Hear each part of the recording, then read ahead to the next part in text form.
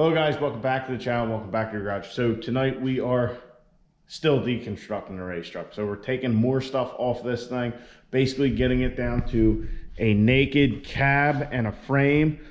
And I still haven't decided, the cab might be coming off, I don't know yet.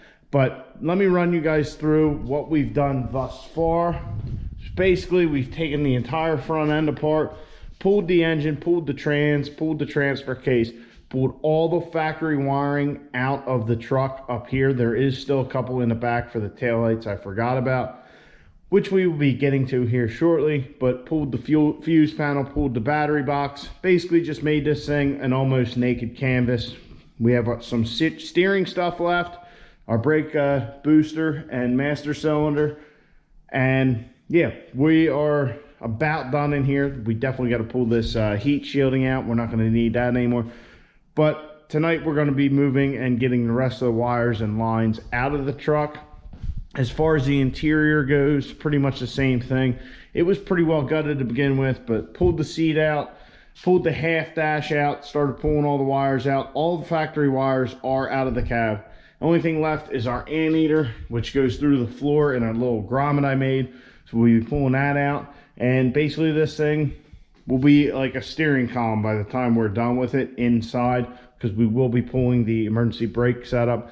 But our first focus is right here in the back. We're going to pull the trans cooler, pull all these wires out, pull the fuel cell, pull the air dog, probably pull the shocks off. Just basically, it'll be a frame and a cab and a couple axles by the end of the evening, hopefully. Probably leave the steering column in there for now, just in case we have to move it around. I haven't decided exactly what we're doing yet, but that's kind of the game plan. We're going to start with all these wires and lines going to the back and see where we get to. So let's start ripping this thing apart again.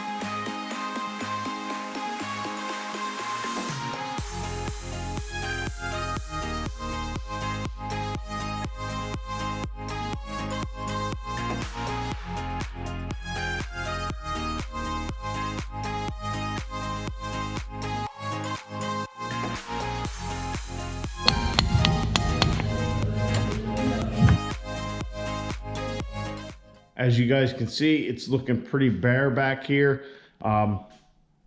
We got rid of every single wire on the truck. There's not a single factory wire or aftermarket or wire that we put on left on the truck. So that means, you know, the light harness, the air dog harness, all that's gone.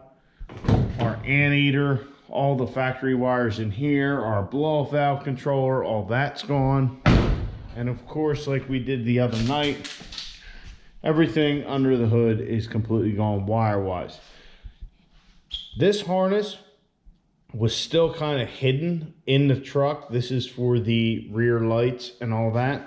And that was right up here underneath the fender well. One until I started pulling back the fuel lines and the fan, you know, the transmission cooler and air dog wires. When I started pulling those back, I noticed it going up over the frame, and it was something I disconnected last night or the other night and completely forgot about.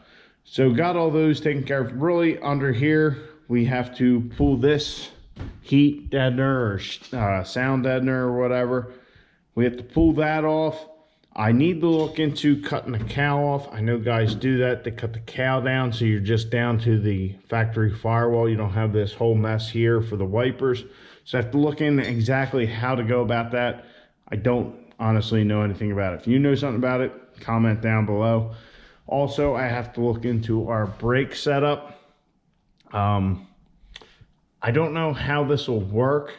It has the electrical connection, I guess, for the ABS. So I got to find out, you know, do I need a separate block, or do I need a more traditional setup where it just comes after out of the master cylinder, or will it just work fine without being connected, which I would say is probably the case. So your brakes would still work, say you lose battery power in the truck or whatever from the factory. We got to look into that, got to look into our steering stuff. Thinking we might look into getting rid of this big heavy steering box. Also, we need to get rid of our, oh, why can't I think of the name? Our sway bar. We need to get rid of our sway bar. We're not going to be doing any cornering, so that's a lot of weight up there. But talking about stuff like that, when we start looking at the truck, you start thinking, well, look at all this stuff here. All that's really doing for us is holding the fender on, and then eventually coming together and holding our intercooler and radiator together. Well, it really doesn't need to be all this. We can figure something out. You know, if we ran a piece of tube from the back here and down and across, we could bring a piece of tube out from the frame and getting rid of our sway bar. Well, really, like this whole section of frame, that's a lot of weight we could probably cut off the truck. So I'm just, every time we start getting rid of these wires and stuff like that, when I get a bunch of stuff done, like in the back there, I start taking a step back and looking. And there's so much weight, let's call it miscellaneous weight, that just adds up, and like little stuff like that. Let even this part of the frame that holds the bumper, well, that's another part that this frame does, hold the bumper. Well, right here, that's all it does, holds the bumper. Not a big deal. We come up with something lighter, not a problem. But I gotta figure out my game plan, because otherwise I keep looking at this stuff, you know, stepping back, taking a look, like back here after we do it. You look, there's not really much going on back there. You got a couple leaf springs and an axle, but other than that, it's all just holding the bed on, which if we have time, we're gonna cut our bed up even more and just go to bed sides if we don't go to fiberglass settings. But you look at it, well, you know, why don't we just back half the truck? The problem with all that is, like, our cage is #1 priority. We have an engine being created and built, but the cage is the thing that'll keep us from running. You know, we can make all the horsepower in the world, but you can't run that. You know, we were running illegal all last year anyway. You know, those 10-1, 10-2, 10-3 passes, they should have said no more, but they never did. But we need a cage for that and safety reasons, and I don't know how long that's going to take. You know, the bend in the tube, the fitment of the tube to each other, the whole figuring out the structure of the cage, it's going to take some time. So need to step back, and I need to really evaluate what our plan is. So I don't go crazy and cut the back end off, get to trying to back half it, and then the cage takes way longer than expected, and yada, yada, yada. Next thing you know, it's August. So I'm trying to figure that out, and I spent a lot of time just now after pulling, you know, the fuel cell and all that, just looking at the back end here, because there's just so much miscellaneous weight we can get rid of, like these mounts. If we do go with just bed sides rather than a setup we have, get rid of them, just run a piece of, you know, steel up for the bedside. And like I said, miscellaneous stuff, our leaf springs, they're heavy as shit, I know that, but I need to kind of rein myself in and just say, here's the game plan. Say, just for conversation's sake, full factory frame and you know, maybe we'll do some front end stuff or whatever, and then we'll get started on the cage. But it just, there's so much I want to do, but we only have 4 months to go. And that might sound like plenty of time, but we don't have all day, every day to do it. We got 2-3 hours a night if we're lucky. So, guys, I know I've been rambling on here for a minute. That's all the work we got done in the garage tonight. It is a school night, but there's a lot of shit rattling around up here looking at this.